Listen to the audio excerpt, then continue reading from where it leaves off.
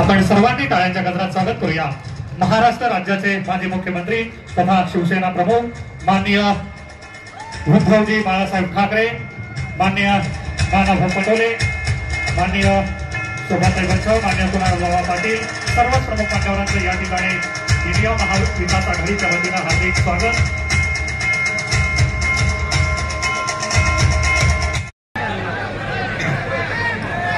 व्यासपीठावर बसलेले माझे मित्र नाना, आपल्या उद्याच्या खासदार शोभाताई, व्यासपीठावरील सर्वच मान्यवर आणि जमलेल्या माझ्या देशभक्त बांधवांनो, भगिनी आणि मातांनो, शोभाताई, तुम्ही योग्य वेळेला उमेदवारी घेतलेली आहात। पण आता 10 वर्ष ज्यांना निवडून दिलं होतं त्यांचा नाकर्तेपणा धुळेकरांनी पाहिलेला आहे। पाहिलं की नाही रे? जरा मोठ्याने बोला ना। काय ऊन तर तापलेलं आहे, पण तुम्ही तापलेत की नाही, गरम झालेत की नाही या सगळ्या अन्यायाविरुद्ध? जरा जोरात रिस्पॉन्स पाहिजे। आणि तसं पाहिलं तर समोरून जे निवडून आलेले आहेत ते तसे पहिले आमच्याकडेच होते, म्हणजे एका दृष्टीने पाहिलं तर ते सुद्धा गद्दारच आहेत। पण तेव्हा काय होतं नाना, तुम्हाला सांगतो, आपण लढत होतो एकमेकाशी आणि धुळे मतदारसंघ आम्ही दिला होता सोडून त्यांना। त्यांच्याकडे उमेदवारच नाही, म्हणजे ज्या पक्षाकडे उमेदवार नव्हता त्यांनी माझ्या शिवसेनेतला उमेदवार त्यावेळेला घेतला होता आणि मग शिवसेनेच्या मदतीने 2 वेळा विजयी झाल्यानंतर त्यांना वाटायला लागलं धुळे हा त्यांची खाजगी मालमत्ता आहे। असं नाहीये। आज तो तमाम धुळेकर आणि शिवसेना प्रेमी हा शोभाताई तुम्हाला विजयी केल्याशिवाय राहणार नाही, हा शब्द मी इकडे तुम्हाला द्यायला आलेलो आहे। कारण आता किती, आता बस नाही, एकदा झाला, दोनदा झाला, आता थांब रे, किती वेळा तेच ते, आता बस झाला। महत्वाचा मुद्दा काय की आज तिकडे नगरमध्ये आपल्या पंतप्रधानांची सभा झाली आणि त्यांनी आपलं नेहमीप्रमाणे, आता एक तर काय झालेलं आहे, यांच्या सगळ्या भाजपावरती कोणी आई वडिलांनी संस्कार केलेत की नाही हा प्रश्न आता देशाला पडलाय। वेळा आपलं काही बोलतायत, म्हणजे अगदी खालच्या पातळीवरती जाऊन बोलतायत। हेच ते पंतप्रधान, मला लाज बघायची सवय जुनी आहे त्यांची, नवी काही नाहीये। पण त्याच्यानंतर आता पवार साहेबांनी बोलले भटकती आत्मा। ओ मोदी साहेब, तुम्ही कुठून आलात, तिथल्या मातीचे संस्कार आम्हाला माहित नाही, पण आमच्या या शिवछत्रपतींची आणि जिजाऊची ही महाराष्ट्राची पवित्र माती आहे। या मातीमध्ये असे संस्कार आम्ही कधी आमच्या मुलांना करत नाही, आम्ही नाही करत। आणि या धुळ्यामध्ये तुमच्याकडे पाणी वगैरे येतं का रे नीट? बरं, 1 दिवसाआड येत असेल ना, 2 दिवसाआड, 3, 4, 5, 6, 7, 8, मग 8 दिवसानंतर तुम्हाला हे पाणी देतात। मग आता 5 वर्षानंतर आल्यानंतर यांना तुम्ही पाणी पाजणार आहात की नाही? यांना पराभव काय असतं त्याचं पाणी चाखवा जरा। केंद्रामध्ये बसले होते, मंत्री म्हणून बसले होते, आज धुळ्याची पूर्ण धुळदाण झालेली। मी जळगाव मधनं येताना हेलिकॉप्टरने आलो, म्हणजे मोदीजींच्या भाषेत मैं हेलिकॉप्टर से बाय रोड आ गया, असं ते बोलले। तो हेलिकॉप्टर से ऊपर से बाय रोड जब आ रहा था तो मैंने देखा, संपूर्ण धुळं हे रखरखीत झालेलं आहे। आणि कदाचित येत्या काही वर्षामध्ये धुळ्याचा फार मोठा भाग, त्या भागाचा वाळवंट होते की काय अशी भीती निर्माण झालेली आहे। वाळवंट। धुळेकरांचे कोणते प्रश्न सोडवले? तिथे शेतकरी आलेत की नाही? कांद्याचे किती आहेत शेतकरी, कांदावाले? तुम्ही आनंदी आहात? निर्यात बंदी वगैरे कशी छान चालू आहे। अजूनही हे निर्लज्ज निवडणुका आल्या, माझ्या महाराष्ट्रातल्या शेतकऱ्यांची कांद्याची निर्यात बंदी नाही उठवत, गुजरातच्या शेतकऱ्यांची कांदा निर्यात बंदी त्यांनी उठवून टाकली। का गुजरात आणि महाराष्ट्राच्या मध्ये तुम्ही भेदभाव काय करता? महाराष्ट्राने मोदीजी तुम्हाला गेल्या 2 वेळेला 40 पेक्षा अधिक खासदार निवडून दिले होते, म्हणून तुम्ही दिल्ली पाहिली होती। या वेळेला महाराष्ट्र तुम्हाला दिल्लीपर्यंत पोहोचू देणार नाही। माझी तर तुम्हाला सगळ्यांना विनंती आहे, दरवेळेला मला विचारतात, नाना तुम्हाला विचारत असतील काय काय होणार, काय होणार, कसलं काय होणार, ते तुमची महाविकास आघाडी किती जागा जिंकणार. म्हटलं आम्ही 48 लढवतो आणि 48च्या 48 आम्ही जिंकणार. का नाही जिंकायची? मोदीजी आज तिकडे जे बोलले की 4 जूनला आमची एक्सपायरी डेट आहे. अहो तुमचा बुरशी आलेला माल आजपर्यंत लोकांनी पाहिला आहे, तो 4 जूनला आम्ही फेकून देणार आहोत कैऱ्याच्या टोपलीमध्ये. हे तुमचं सगळं बुरसटलेलं गोमूत्रधारी हे ह्याची घाण लोक नकोय का मला? तुम्हाला एवढ्यासाठी सांगते की शोभाताई, तुम्ही खासदार म्हणून तिकडे आम्हाला का पाहिजे आहात, तर संविधानाचं रक्षण तर केलंच पाहिजे. ज्या डॉक्टर बाबासाहेब आंबेडकर एक साध्या गरीब दलित कुटुंबात जन्माला आलेला मुलगा हा एवढा बुद्धिमान कसा काय होऊ शकतो, आणि त्यांनी लिहिलेली घटना ही या बुरसटलेल्या गोमूत्रधाऱ्यांना आता ओझवायला लागलेली आहे की अरे त्या दलित माणसाने लिहिलेली घटना आम्ही काय म्हणून पाळायची. म्हणून यांना 400 पार खासदार करून ती डॉक्टर बाबासाहेब आंबेडकर या महामानवाने लिहिलेली घटना ही यानं बदलून टाकायची. शोभाताई, तुम्हाला त्या घटनेचं रक्षण करावं लागेल. ही सगळी जनता तुम्हाला निवडून देणार आहे. पहिल्या प्रथम त्या घटनेचं रक्षण करायला तुम्हाला निवडून देणार आहे.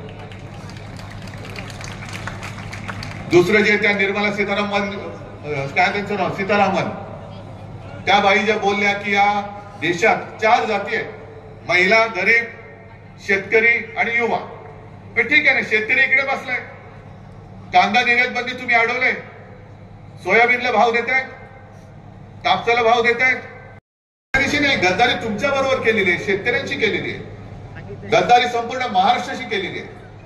महाराष्ट्रामध्ये येणारे सगळे उद्योग हे सगळे ते गुजरातला घेऊन गेले. आणि जा त्या 2 वेळा तुम्ही ज्याला खासदार म्हणून आपण निवडून दिलं त्यांना विचारा की इथली MIDC ओस का पडलेली आहे, का नाही आले उद्योगधंदे. म्हणजे तुम्ही एक तर महिलेचं रक्षण करत नाहीत, ते सुधीर मुनगंटीवार एवढ्या नीच आणि बिभत्सपणाने, म्हणजे त्यांच्या आई वडिलांचे संस्कार आहे. मोदीजींच्या व्यासपीठावरती ते बोलले बहीण भावाच्या नात्याबद्दल, मी ते शब्द उच्चारू सुद्धा शकत नाही, एवढ्या बिभत्सपणाने आणि विकृतपणाने मुनगंटीवार बसले तिकडे आमचे सांस्कृतिक मंत्री. ही संस्कृती महाराष्ट्राची. मुद्दाहून तुम्ही बघा ते काय बोललेत बहीण भावाच्या नात्यावरती. बहीण भावाच्या पवित्र नात्याला सुद्धा तुम्ही बदनाम करताय. अरे तुम्ही भाजपवाले, तुम्ही आम्हाला काय हिंदुत्व शिकवता? तुम्हाला बहीण भावाचं नातं नाही माहीत आणि तुमच्याकडनं आम्ही हिंदुत्व शिकायचं. मोदींच्या हातामध्ये म्हणे देश सुरक्षित आहे. अहो देशातल्या महिला सुरक्षित नाहीये. तिथल्या त्या क्रीडापटू, महिला क्रीडापटू त्या तिकडे बसल्या होत्या आंदोलनाला, त्यांच्याकडे तुम्हाला बघायला वेळ नाही. मणिपूर मधल्या महिलांची धिंड काढल्यानंतर ना गृहमंत्री तिकडे जात, ना प्रधानमंत्री तिकडे जात. आणि आता काल परवाकडे घडलेली घटना आहे ती कर्नाटकमध्ये, बघितलं का तुम्ही व्हिडिओ? काय नाव? रेवण्णा, प्रज्वल रेवण्णा. मोदींनी जाहीर सभेत सांगितलं या रेवण्णाला मत म्हणजे मला मत. मग त्यांनी केलेले गुन्हे हे तुमच्या माथी मारायचे की नाही मारायचे? मारले पाहिजेत ना. पण तो रेवण्णा आज फरार झालेला आहे. म्हणजे इकडे साध्या साध्या शिवसैनिकांच्या घरी, काँग्रेस कार्यकर्त्याच्या घरी, राष्ट्रवादीच्या कार्यकर्त्याच्या घरी तुम्ही रात्री अपरात्री पोलीस पाठवता.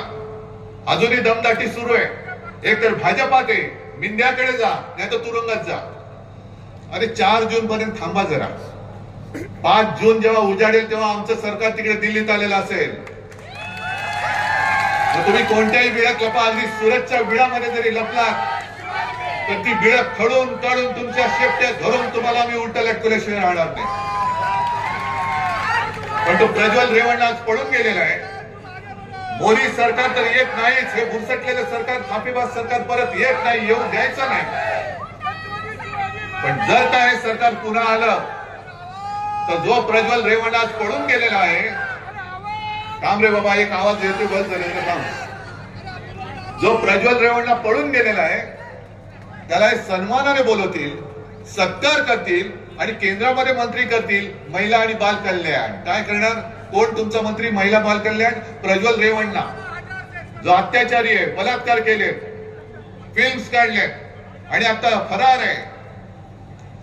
आपलं सरकार आल्यानंतर हा प्रज्वल रेवण्णा कुठे जरी असला तरी खेचत आणून मोदीजी तुमच्या गळ्यामध्ये त्याची जबाबदारी आम्ही बांधल्याशिवाय राहणार नाही, कारण तुम्ही त्याला मत म्हणजे तुम्हाला मताचं सांगितलेलं आहात. अजून त्याच्याबद्दल काय बोलत नाही, शेतकऱ्याबद्दल काय बोलत नाही, रोजगाराचा पत्ता नाहीये. पण एक वचन मी तुम्हाला देतो, आपलं इंडिया आघाडीचं सरकार येणार म्हणजे येणारच. आणि नाना तुम्ही काँग्रेसच्या म्हणजे आपल्या सगळ्यात मोठ्या पार्टनरचे प्रदेशाध्यक्ष आहात. तुमच्या समोर मी जनतेला वचन देतोय, आपलं इंडिया आघाडीचं सरकार दिल्लीत आल्यानंतर आपण आपल्या महाराष्ट्राचं यांनी लुटलेलं वैभव हे पुन्हा महाराष्ट्रात आणल्याशिवाय राहायचं नाही. अरे छत्रपती शिवाजी महाराजांनी इंग्रजांची सुरत लुटली होती आणि 2 सुरतवाले माझ्या छत्रपतींचा महाराष्ट्र लुटतात. त्याला काय वाटतं की महाराष्ट्रामध्ये कोणी आता मर्द राहिलेले नाही? सगळे काय मोदी भक्त झालेत, अंधभक्त झालेत? हा महाराष्ट्र जागा आहे आणि महाराष्ट्राच्या मातीमधला पराक्रम आज सुद्धा शिल्लक आहे. मोदीजी, या महाराष्ट्राची जी संस्कृती आहे आम्ही प्रेमाने जरूर आलिंगन देऊ, पण कोणी जर का आमच्या पाठीत वार केला तर मात्र महाराष्ट्र वाघ नख काढल्याशिवाय राहत नाही. हा या मातीचा गुण आहे. आणि म्हणून जास्त मोठं भाषण मी काय करणार नाही, पण तुम्ही सगळ्यांनी ठरवलंय की नाही ठरवलंय? ठरवलंय की नाही? अरे जोरात तरी बोला, काय ठरवलंय? अख्खा हाताचा पंजा आहे, किती मोठं पाहिजे? सगळी मतच मत आहे. म्हणून एकदम मजबूतीने वज्रमूठ आवडून आपल्या शोभाताई हक्काच्या खासदार यांना प्रचंड बहुमताने निवडून देऊन दिल्लीमध्ये पाठवा ही एक विनंती करतो आणि आपली रजा घेतो. जय हिंद, जय महाराष्ट्र. डॉक्टर शोभा पंचाव यांच्या पंजा या चिन्हाला मतदान करायचं आहे हे आवर्जून या ठिकाणी मी सांगतो.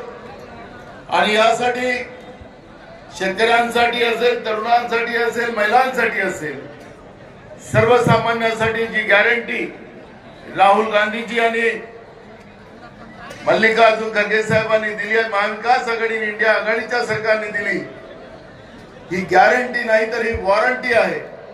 या वॉरंटीच्या आधारावर पुन्हा तुम्हा आम्हाला मुख्य प्रवाहात आणण्याचा एक संकल्प या निवडणुकीच्या माध्यमातून केला जाईल हा विश्वास या ठिकाणी देतो आणि माझे 2 शब्द पूर्ण करतो. धन्यवाद. धन्यवाद.